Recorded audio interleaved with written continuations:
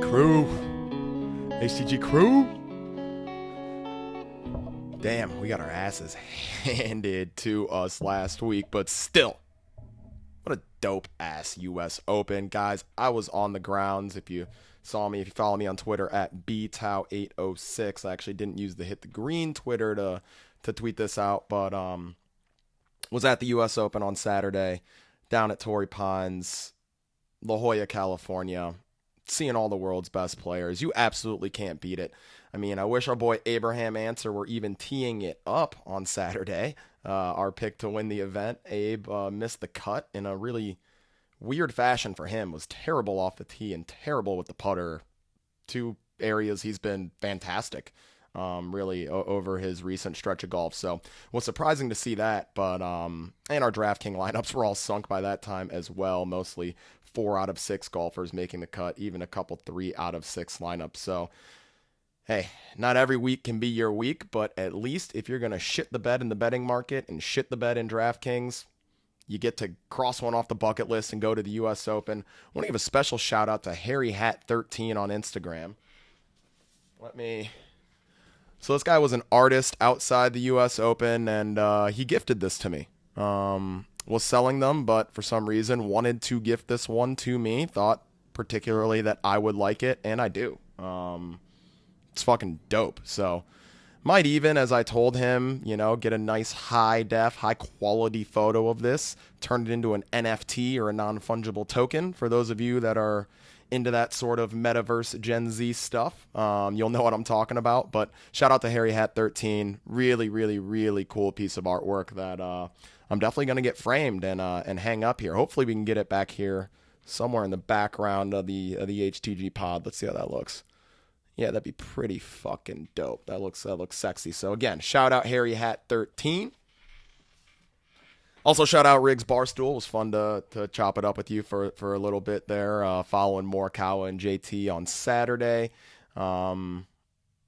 This podcast is real. I know you laughed at me when I said I smoke weed and talk about golf on a podcast called Hit the Green, but no, it's real. So if you want to tune in, Riggs, we're always welcoming new listeners here to the HTG pod, and hopefully you join at the right time, because last week was not our week, but we're gonna get it back rolling for the Travelers Championship this week. I'm gonna spark up and we're gonna recap the U.S. Open. My time there on the grounds at Torrey, as well as just the tournament in general. What an awesome event. And what a great fucking win for Jon Rahm. Really a storybook victory for Rahm this past week at the US Open. So today I'm smoking ice cream cake. It is by grower Glasshouse Farms. It's an Indica, testing at 22.1% THC. And again, I have my Vital Proteins collagen water. I am going with blueberry mint again. I have some other flavors I need to break into. Got a box of these puppies sitting here at the HTG headquarters. Stuff's amazing. Highly recommend it. I mean, that's really all I need to say. Vital Proteins collagen water. Go get yourself some. Stuff's incredible. So let's spark up and get into our recap of the US Open. Love recapping these majors.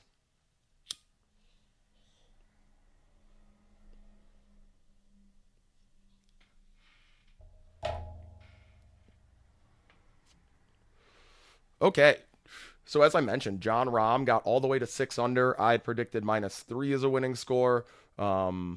USGA had this set up a bit easier than I would have anticipated, and also the weather held out for these guys. Really good weather conditions. So winning score got all the way to 6 under, and it took back-to-back birdies on the 71st and 72nd holes, the closing holes of the golf tournament from Rahm.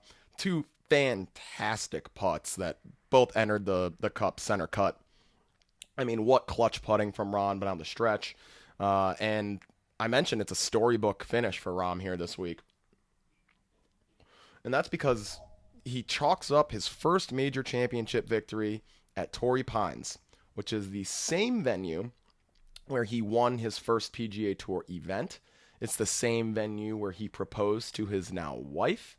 And it is also coming 2 weeks after Rahm was forced to withdraw ahead of the final round of the Memorial due to a positive COVID test. So, coming down with COVID, having luckily his family not be affected, not really feeling many symptoms of COVID, and then coming to the venue that Rahm feels most comfortable at here at the States, maybe in the world.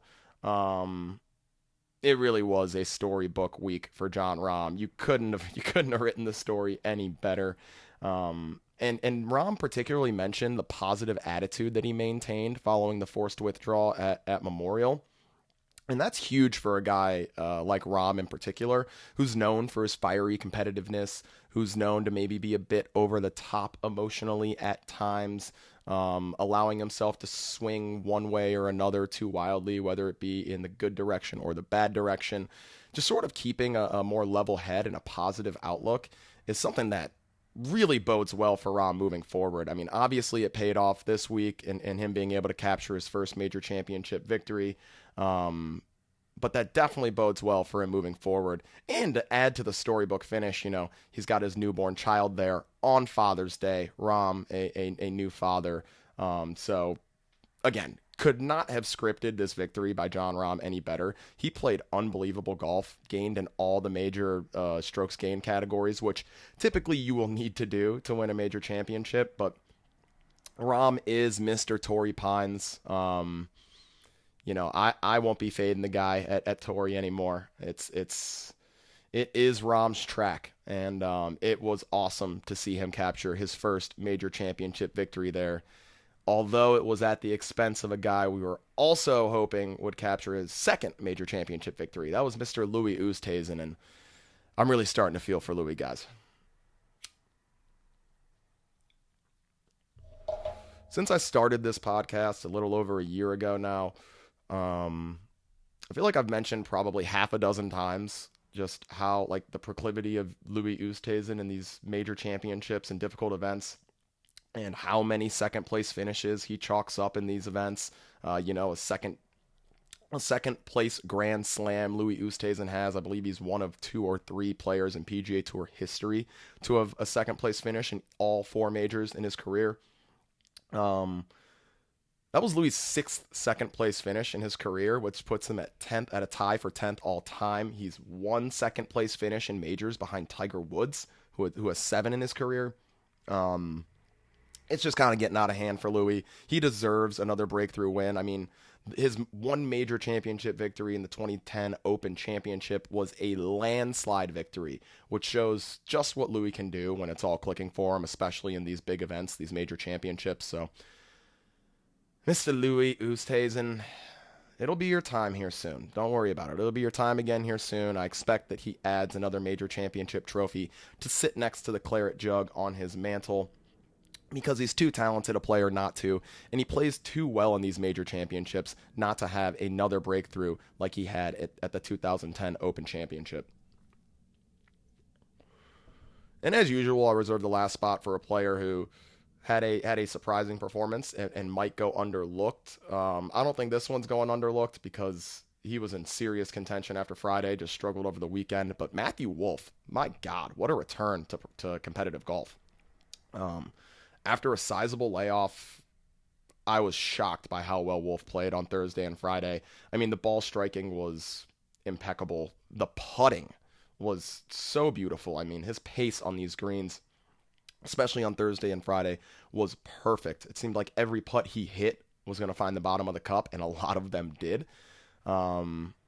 As usual over his young PGA Tour career, what got to Wolff was the around the green game. Lost 3 strokes around the green.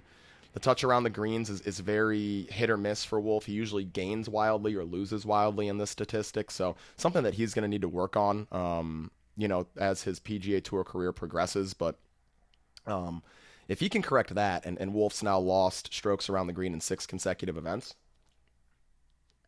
if he can correct that and become a stronger around the green player, I mean, sky's the limit for a guy like Matthew Wolff. And I was really impressed by this performance off the long layoff. We'll certainly be watching Wolff in events to come. He's in the field this week at the Travelers, but not so sure that this is the best fit, so I'm not going to fire him up this week, but certainly going to keep a close eye on his performance this week and see if we can get a better fit here in the weeks to come. So U.S. Open week, man. So being on the grounds at Torrey Pines, the fourth hole is the only hole where the entirety of the hole is really ocean side, right? Um, right off the left side there, the cliffs fall off down to the ocean. You have paragliders hanging out all over that fourth hole, as I mentioned. Got to see Riggs Barstool hanging out there, catching Colin Morikawa and Justin Thomas on Saturday. The weather this week was perfect. I just have really one thing, one sort of, I wouldn't call it a complaint. Let's call it constructive criticism. How do they not serve liquor on the grounds at the U.S. Open? Like, my only option is like a Corona Extra, and nothing against Corona. I mean, Corona Extra, not ideal, but how the fuck can I not get a cocktail at the U.S. Open? It's Saturday at the U.S. Open. I can't get a cocktail? Someone's got to fix that. USGA, you guys got to look into that. Torrey Pines, I don't know if it was the USGA. I don't know if it was the venue. I imagine it was the USGA because they do serve liquor at the Farmers Insurance. So I don't know. Someone needs to explain that one to me because I honestly don't understand it. But aside from that, I mean, top-notch event. Got to see some of the world's greatest and some of my favorites. Got to see Tommy Fleetwood, got to see Gary Woodland, Patrick Reed, Justin Thomas, Colin Morikawa, Bryson. And seeing Bryson hit tee shots in person is a hell of an experience. So if you have not done that, I recommend you do it. It is a bucket list item. The sound that the ball makes when it leaves the club is unbelievable. And aside from that, just seeing Bryson gear himself up to hit those tee shots, get the swing speed moving a little bit is, if you play golf, it's something you absolutely have to see. Feeling really blessed to have been able to see a U.S. Open, a Saturday at the U.S. Open. I would recommend it to anyone. Shout out to the crew that I was hanging with down there in San Diego and La Jolla. You guys were awesome to experience the U.S. Open with. And if you ever get a chance, and hopefully one of these days the podcast gets to a point where I can just give away some tickets to the U.S. Open or some shit like that. Get some viewers to experience what I got to experience. But if you ever do have a chance and have the means to do so, I certainly recommend you get your ass to a U.S. Open. It's the ultimate test in golf, right? And we saw that again this week. And seeing it up close and in person it's something special. It's something special. So with that, we will put a close to the 2021 U.S. Open. Congratulations again, Mr. John Rahm. You couldn't have scripted it any better. Love to see players capture their first major championship, especially guys who are world-class players and will win many majors to come, like Rahm. So it's good to see him get the monkey off the back relatively early in his career and at a place as close to his heart as Torrey Pines. And with that, we can roll into the 2021 Travelers Championship. We're moving on. Hopefully we have a much better week from a sports betting and daily fantasy sports perspective this week at the Travelers. Before I get into the course here, I'm actually going to respark, get a little bit of this collagen water from Vital Proteins, and then we can get into it.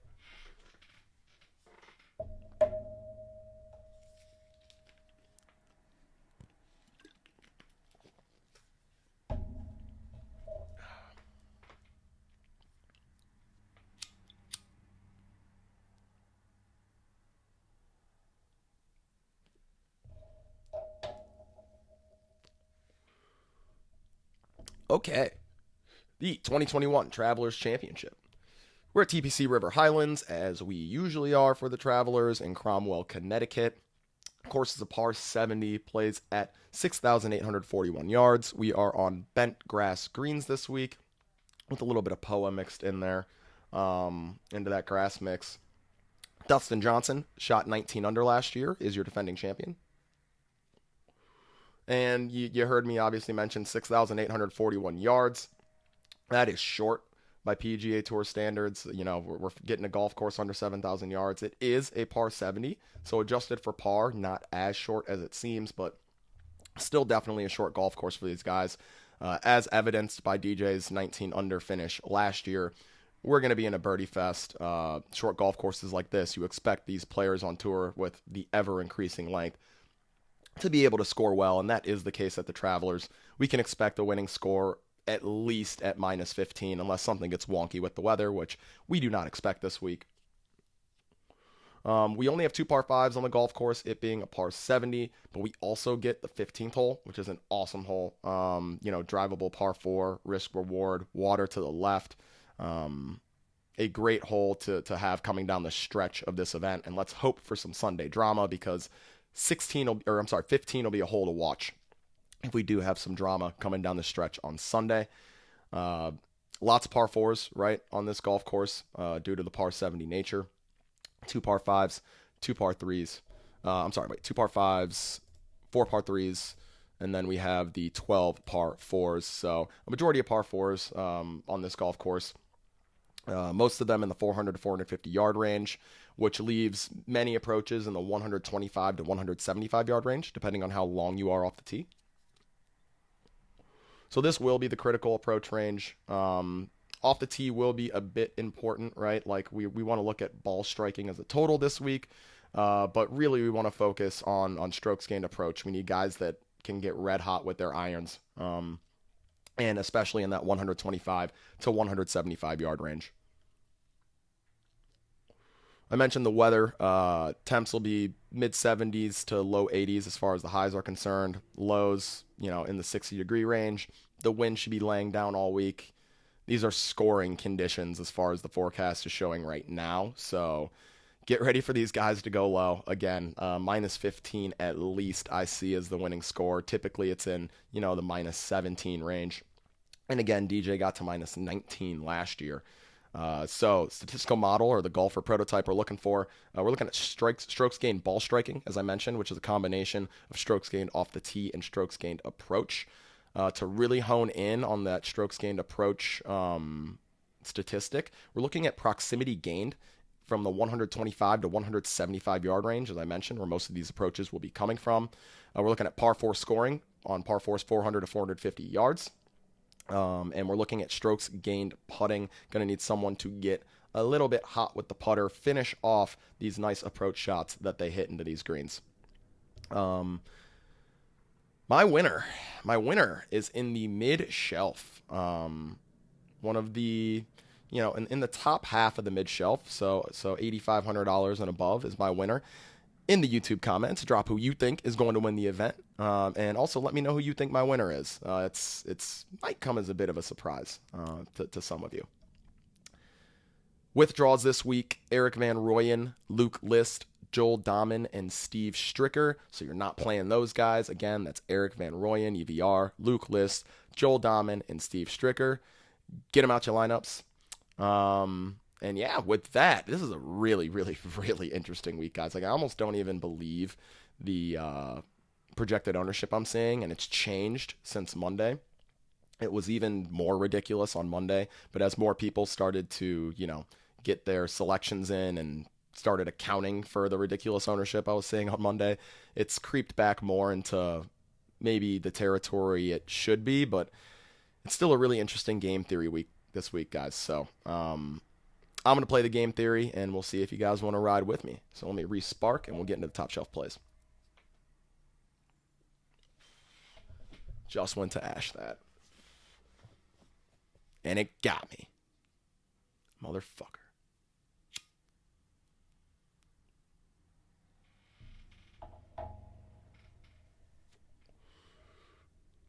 The first top shelf play. Top shelf plays are $10,000 or more in Draftkings salary. I'm going to ride with Dustin Johnson, last year's champion. $11,400, the most expensive player in the field.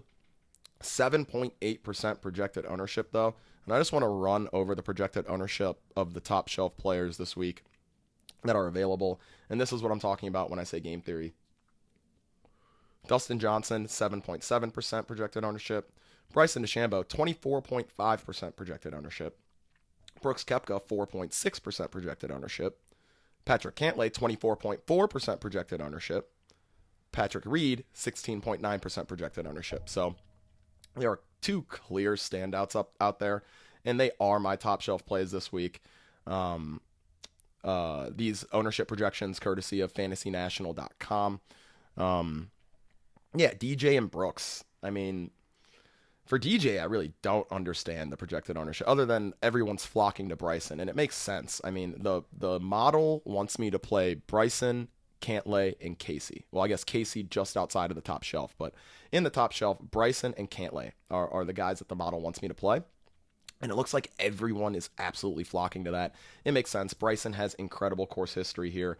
He's super live to win. But, I mean, if I can get DJ, the defending champion, who's also clearly live to win, at 1/3 of the ownership, I'll just do that every time. I don't think Bryson has a 3-1 advantage here, so I'll look to DJ instead. And Brooks at $10,700, 4.6% projected ownership. I mean, he's narrative is why people aren't going to play him, right? Brooks is a guy who only plays well in major championships. He only cares about the majors. I mean, he won the Waste Management Phoenix Open earlier this year, which is not a major. A golf course that he admittedly has great course history at, but not a major championship, right?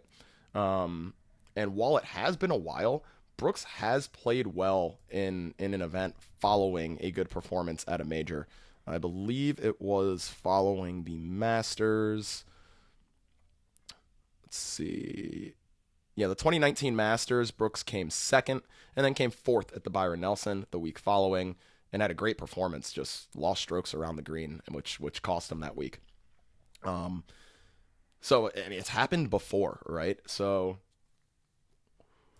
I'll fade the narrative that Brooks only cares about the majors maybe or can't play well in this event. And I'll take him at 4.6% projected ownership. He's been playing well. It looks like the knee's healthy enough to compete out there, right? That's back-to-back solid performances from Brooks in majors. Came fourth at the U.S. Open, second at the PGA. 4.6 it's too low. It's too low for me. I'll take a shot that Brooks shows up trying to win this week, and he plays well like he has been in the last couple majors. Brooks' course history here, made the cut last 3 times he's played. T57 in 2019, T19 in 2018, and T9 in 2016. So seems like he likes the place enough. So Brooks Koepka at $10,700 and Bryson DeChambeau at $11,100.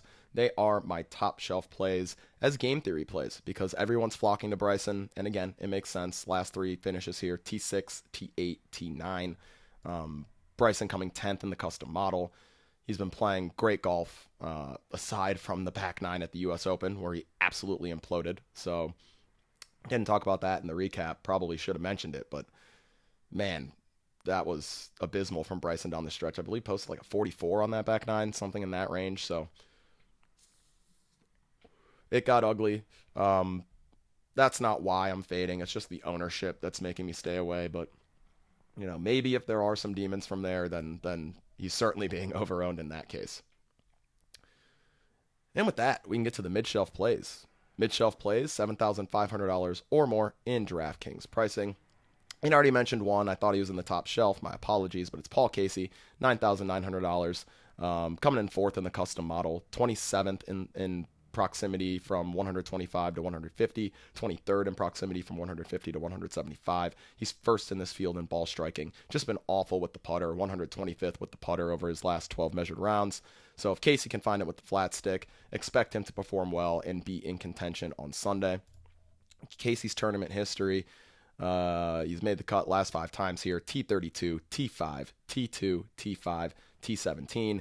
He is super chalky at 23.4%, but if I'm going to grab some of these guys at the top that are, you know, game theory plays like DJ and Brooks, then I can afford to start some lineups with Casey and differentiate elsewhere down maybe in the SCHWAG bag or at the bottom of the mid shelf. So Paul Casey, $9,900, 23.4% projected ownership is the first mid shelf play. Next mid shelf play. And he is my winner of the event. I'm going to go out on a limb here, which hasn't been paying off lately, but I'm going to stick to it. And this one I feel much, much better about, actually, than I did about Answer last week. I feel good about this one. And Answer, by the way, going to be live to win this week. I almost picked him again. I'm going Kevin Streelman. $9,400 price tag, 9.5% projected ownership. Let's see if Streelman can pull off a victory. Streelman has not won since 2014 when he won the Travelers Championship. You guessed it. And he's been playing amazing golf lately. Surprisingly, uncharacteristically, I was going to say, lost strokes off the tee last week at the U.S. Open. Otherwise, oh man, would have been a top 10 finish for him. Lost 1.9 strokes off the tee, but prior to that, had gained in his previous 11 consecutive events off the tee. So I think Streelman can refine it this week off the tee. He's been striking the ball fantastically. And listen to these finishes over his last 5 events: 26th at the Wells Fargo, 8th at the PGA Championship, 20th at the Charles Schwab, 13th at the Memorial, and 15th at last week's U.S. Open. If there's any event that he's going to win during this hot stretch, it is Travelers, where he's already won back in 2014. We had sort of the storybook narrative for Rahm this past week at the U.S. Open. I'll see if Kevin Streelman can create one too, if he feels some mojo here in Cromwell, Connecticut, and at this event. So Kevin Streelman is my winner, $9,400, and we get him at 9.5% projected ownership because he is overpriced. Like, objectively, he's overpriced. DraftKings priced in this course history big time and the recent form. I mean, $9,400 it's crazy. I mentioned Answer. He's all the way down at 91. Tony Finau's at 92. Like, he's priced above these guys. And I do like both Finau and Answer. Finau, $9,200, 5.7% projected ownership. I'm kind of interested as to why everyone's like way off Tony Finau right now. I mean, I guess he didn't play well at the U.S. Open, but aside from that, I mean, Finau's gained strokes tee to green in 3 consecutive events prior to the U.S. Open. We know the type of ball striker Tony Finau is if everything's going for him, and I like to see him turn it around on the greens last week at the U.S. Open. Actually gained 2.7 strokes with the putter, had lost big time on the greens prior to that, lost 5.8 strokes putting at Memorial, lost 4.4 strokes putting at Charles Schwab.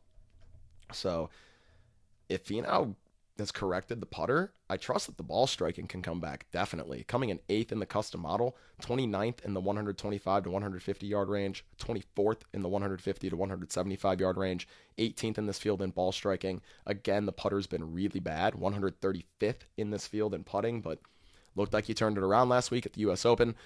Plays the par 4 ranges, 400 to 450 yards, 8th in this field. Yeah, I like myself some Tony Finau here this week. He's been cut the last 2 times he's played this event, became T17 in 2017 and T25 in 2016. So let's see if Finau can regain some magic here at the event, at the Travelers. And I mean, the talent alone definitely warrants this price tag. And Finau, always a guy who can rack up tons of birdies, which you're going to need to do at this event. And even if it comes with some bogeys, as long as he's scoring us DraftKings points, that's all we care about. I already mentioned Abraham Answer at $9,100, 21.9% projected ownership. He was our pick to win last week, and as I said, uncharacteristically and strangely, lost strokes off the tee and was terrible with the putter. I'm not concerned about that long term. The irons were still there last week. That's really what you want to see from Answer. The 21.9% projected ownership's a bit of a bummer. Wish that were lower, but I can't go away from the guy a week after picking him to win the U.S. Open. Can't go away from him at the Travelers, so I will be firing up some Answer this week. I do really like his prospects at winning this event. Again, I almost went with him to win again, but I just kind of like that storyline for Streelman, sort of bookending some victories at the Travelers Championship from 2014 to 2021, so Ian Streelman's been playing great golf, so Abraham Answer will be in my DraftKings lineups, though. Came T11 in 2020, T8 in 2019. Coming in the custom model 3rd. He's 105th from the 125 to 150 yard range, but 2nd in the 150 to 175 yard range. 5th overall in this field in ball striking, 32nd in putting, and 31st in that par 4 range, 400 to 450 yards.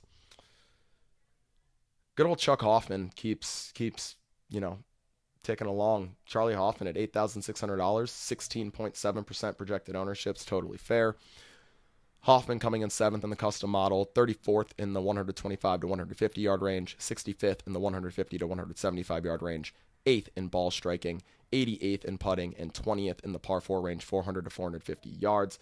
Let's get Hoffman going on these greens. If we can get Chuck the putt, then he'll pay off this price tag. Did make the cut at the U.S. Open, lost on approach, not great to see, but had gained in his previous 4 events on approach prior to that, and gained in a big way. So if Chuck can turn it back around with the irons, like him here. 16.7%. It's fair. Charlie Hoffman is a pretty form player. Like you want, he goes in and out of form like pretty wildly, pretty volatilely. So this event will be very telling as to where Chuck Hoffman's form's heading. We definitely want to see him turn around with the irons and gain on approach if we're going to look to keep playing him in events moving forward. A guy who the model doesn't like, but I'm going to include anyways, Siwoo Kim at $8,500, 15% projected ownership. Siwoo coming in 54th in the custom model, 110th in the 125 to 150 yard range, 29th in the 150 to 175 yard range. Surprisingly, 43rd in ball striking. I expected him to be a lot better than that. 96th in putting, that makes sense. And 90th in the par 4 range, 400 to 450 yards. So when I looked at Siwoo's recent performances, he gained on approach and off the tee, both at the Memorial and the U.S. Open. Was awful with the putter at the U.S. Open, but we expect that from Siwoo sometimes.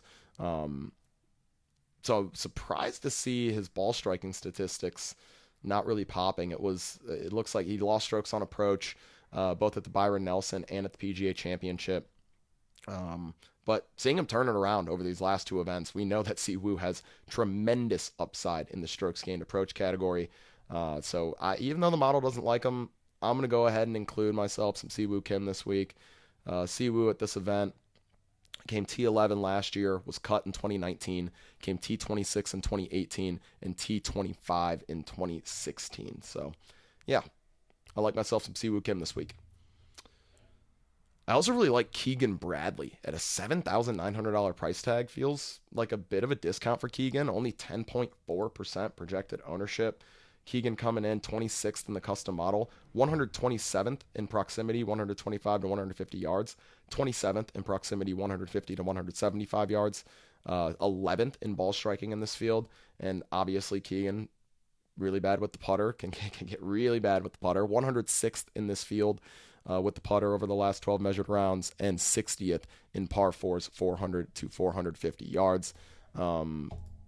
Keegan did not qualify for the U.S. Open. Did gain strokes putting last time we saw him at the Memorial. Lost aggressively around the green. Lost 5.4 strokes around the green, but typically a good around the green player. So not too concerned about that. As long as Keegan's gaining with the putter, we're good to go at a $7,900 price tag. So Keegan Bradley, $7,900, 10.4% projected ownership. Max Homa, $7,800 price tag, 4.5% projected ownership. Hasn't played well at this event, but has been getting trolled a bit on Twitter for his miscut at the U.S. Open.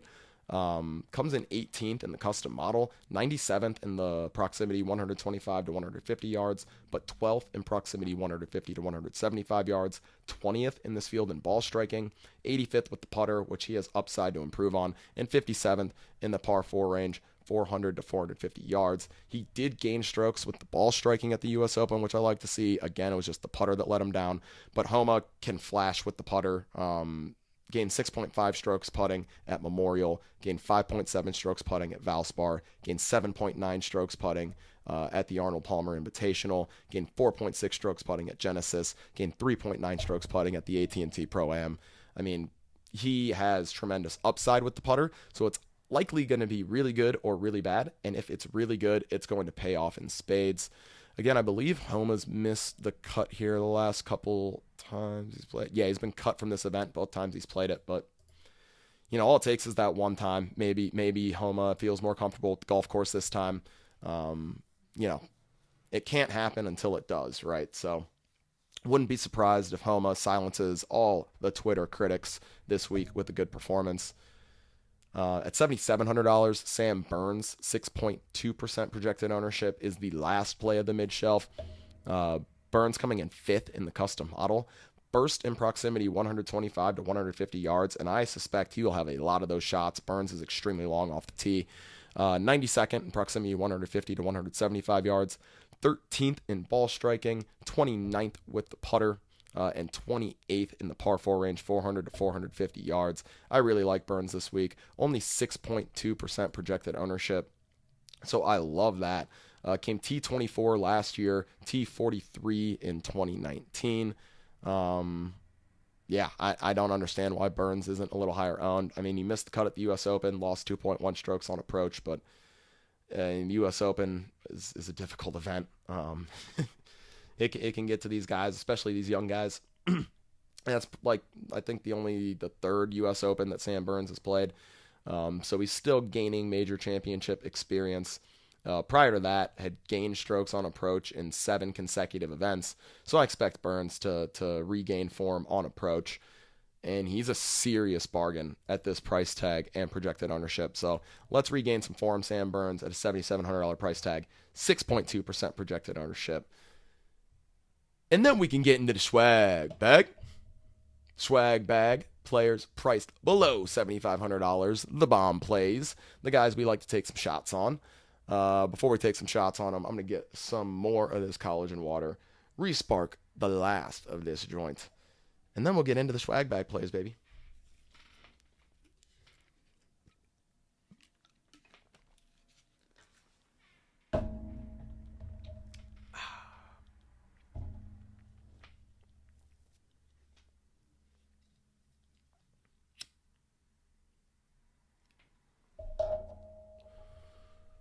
Okay. The first swag bag play, I don't even really need to explain to you guys. You guys that watch the HTG pod already know. Emiliano Grillo, $7,300 price tag, 13.4% projected ownership. Yeah, I mean, great iron player. Phenomenal iron player. Great ball striker. So, take him.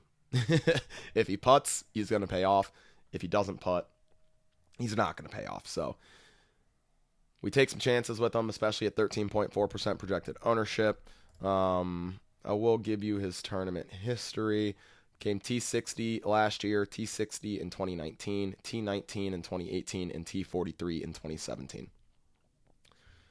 Carlos Ortiz, $7,100 price tag, 2.4% projected ownership for a guy who can get red hot like Ortiz. Yeah, I'll take some shares, please. Ortiz's tournament history has been cut his last 2 times at the event, but in 2016 came T17. Let's take a look at the recent form for Ortiz. Ortiz coming in the custom model at 9th overall, 54th in that proximity 125 to 150 yards, 38th from 150 to 175 yards, 10th in this field in ball striking. He's been ice cold with the putter, 134th in that statistic, but 24th in the par 4 range, 400 to 450 yards. Ortiz at the U.S. Open missed the cut, but gained on both approach and off the tee. It was the around the green and putting that got to him. And prior to that, at the Memorial, gained 9.5 strokes on approach. You're getting a great ball striker at a discount price and a discount ownership. I like Carlos Ortiz this week a lot. $7,100, 2.4% projected ownership. Kyle Stanley, $7,000, 10.9% projected ownership. Stanley was the absolute chalk and paid off, was the darling chalk a few weeks ago at the Charles Schwab. And yeah, this is this type of course, shorter golf course that he can attack on approach. He's going to gain off the tee. He's going to gain on approach. Will he gain with the putter is the question. Playing with your Grillo lineups also pairs well with Ortiz, right? Like these types of players would be good players to correlate in the same lineups. So Kyle Stanley, $7,000, 10.9% projected ownership. And these players leave you tons of salary to pay up top to get different with a guy like Dustin or Brooks. And honestly, these guys are pretty low on themselves and guys like Ortiz. So we can get some pretty low aggregate lineups this week that I still think have tremendous upside. A guy that you could take as a bomb, just because he's going to gain off the tee. We'll just see what the approach does. It's either going to be pretty good or very bad. Joseph Bramlett, $6,800 price tag, 1.3% projected ownership. Bramlett 16th in the custom model, 57th in the proximity 125 to 150 yards, 108th in proximity 150 to 175 yards, but 7th in ball striking, 101st with the putter, and 42nd in par 4s 400 to 450 yards. So Bramlett gonna need to bring the putter, but also on approach, this guy he's wild. So gained 0.4 strokes on approach at Palmetto, lost 1.1 strokes on approach at Charles Schwab, gained 3.3 strokes on approach at Byron Nelson, lost 1 stroke on approach at Wells Fargo, lost 1.5 strokes on approach at Valspar, gained 3.6 strokes on approach at Valero. I mean, it's all over the map. So you never know what you're going to get on approach from Bramlett from week to week, and that's why he's $6,800, and that's why he's 1.3% projected own. But if you want to roll the dice on what he's going to do, then yeah, I mean, his off the tee game definitely checks out. He's likely going to gain off the tee. It's just where is that approach going to be?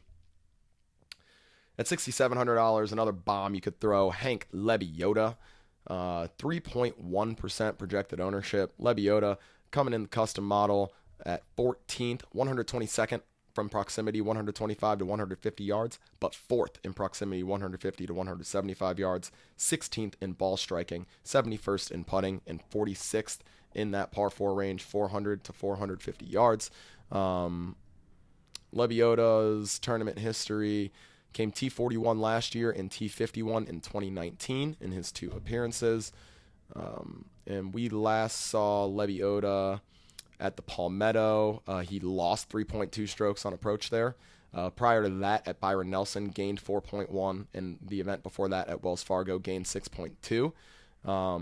Lebioda has not lost strokes on approach in consecutive events since the Honda and the Arnold Palmer Invitational in 2020.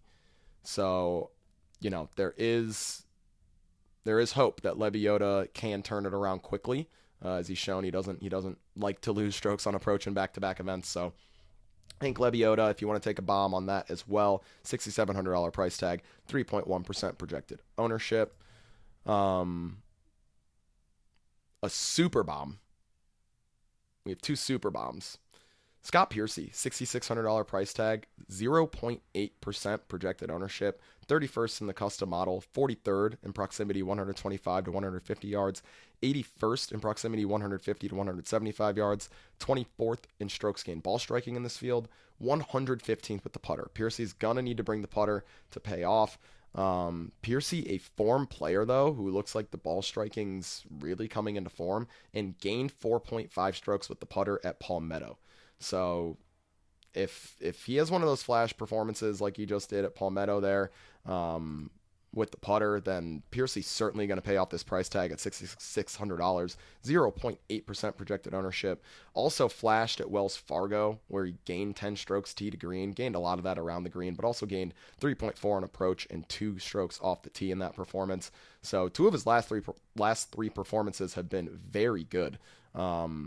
And again, I mentioned Piercy, a form player, someone who, you know, goes in and out of form pretty quickly. So we want to take him while he's in form, and it looks like he's in form with the putter and he's in form with the ball striking, at least in the last event with the putter, but over the last few with the ball striking. So Scott Piercy, $6,600, and again, 0.8% projected ownership.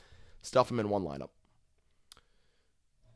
I really like Satoshi Kodaira at $6,500, 3.6% projected ownership, so he's coming with a bit more projected ownership, but 11th in the custom model, 9th in proximity 125 to 150 yards, 76th in proximity 150 to 175 yards, 33rd in ball striking, 1st in putting, and 35th in the par 4 range, 400 to 450 yards. Riding a hot putter here and being strong on approach is exactly what we want to see. And Kodaira's gained on approach in 3 consecutive events. He's gained off the tee in 6 consecutive events. He's gained massively with the putter in 3 consecutive events. Let's see if he can keep riding the hot streak with the flat stick.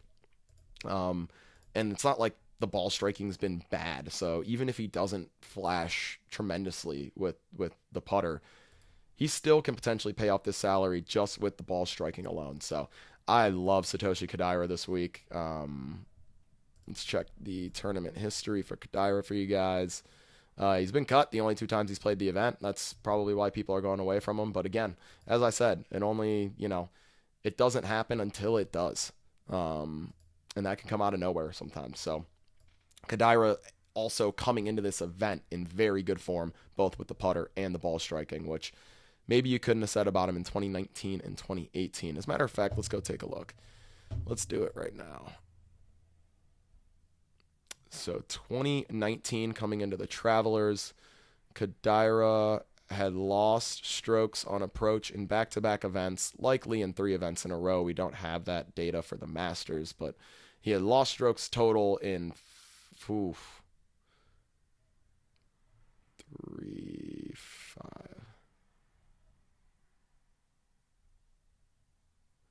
10 of his last 11 events, he had lost strokes total going into the 2019 Travelers. So definitely not in good form going into that event. Let's go back to 2018 Travelers. So in 2018, it was a bit of a mixed bag. He had won at RBC Heritage, then missed the cut at the Players, losing 3.8 strokes on approach. Missed the cut at Byron Nelson, but gained on approach. Gained 6.8 on approach at Charles Schwab and came 20th. Lost strokes on approach and off the tee at Memorial. Lost 7.9 strokes total at the U.S. Open. And then went into the Travelers and got beat up again. So, okay form there. This is certainly the best form he's going to come into this event ever with. I mean, gained 6.5 strokes putting at Wells Fargo, gained 4.2 at Byron Nelson, gained 5.6 at Palmetto, gained 1.6 strokes on approach, 0.5 strokes and 2.5 strokes respectively in those events, and gained off the tee in all of those events as well. So he's riding a hot streak, and so I'm going to look to ride it with him. So let's go Satoshi Kodaira. In the final SCHWAG bag play, the final play of the 2021 Travelers Championship, here on the HTG podcast, Mr. Kevin Chappell, if you want to throw a deep bomb. He's our other deep bomb along with Scott Piercy. $6,400 price tag, 0.6% projected ownership. Coming in 24th in the custom model, 65th in proximity, 125 to 150 yards.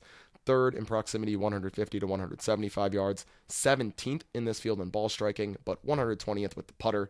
And 107th in the par 4 range, 400 to 450 yards. Chappell, in this event, came T54 last year and was cut in 2016.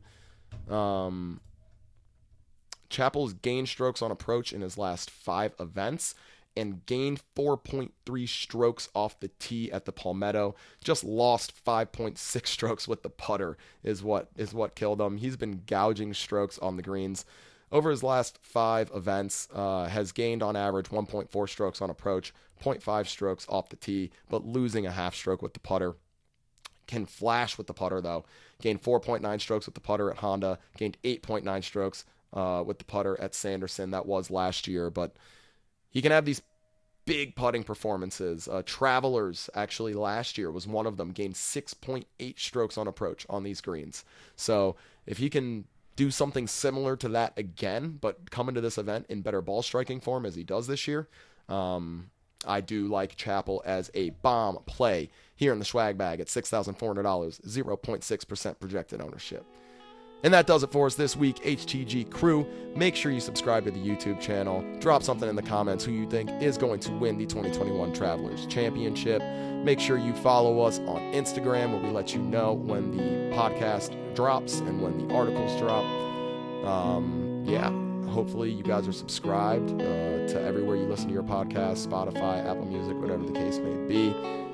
I'm really pumped for this event. We got to get the monkey off the back after the U.S. Open. Let's go bank ourselves a tournament, HTG crew. And as always, send me those screenshots.